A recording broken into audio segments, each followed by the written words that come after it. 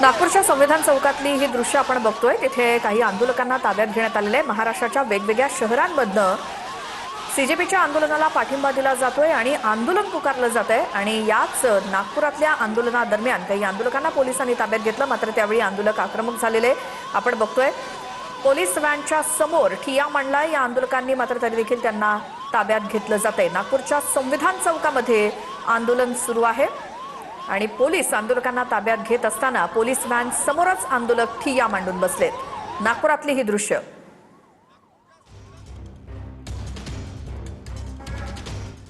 तर रस्त्यावर काही युवक जे आहे ते येऊन या ठिकाणी प्रोटेस्ट करत होते, ते आंदोलन करत होते। त्यांना आता पोलिसांनी जे आहे ते ताब्यात घ्यायला सुरुवात केली। आपण या ठिकाणी बघू शकतो की हे आंदोलन करते आणि कार्यकर्ते यांच्यामध्ये जे आहे ते मोठ्या प्रमाणात बाचाबाची होताना आपल्याला पाहायला मिळते आहे।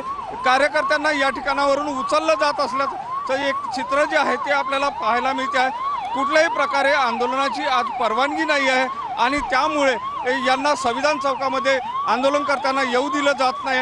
अशा परिस्थितीमध्ये हे रस्त्यावर उतरून रस्त्यावर कुठेतरी आंदोलन करताना आपल्याला दिसते आहे आणि म्हणूनच रस्त्यावर अशा प्रकारे घोषणाबाजी करू नये यासाठी पोलिसांनी या ठिकाणी या कार्यकर्त्यांना जे आहे ते ताब्यात घेतलेलं आहे।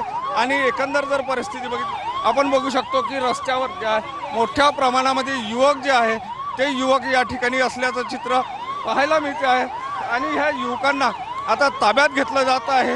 हे एकंदर या ठिकाणची परिस्थिती जर बघितली तर पोलीस आणि हे कार्यकर्ते जे आहे यांच्यामध्ये कुठेतरी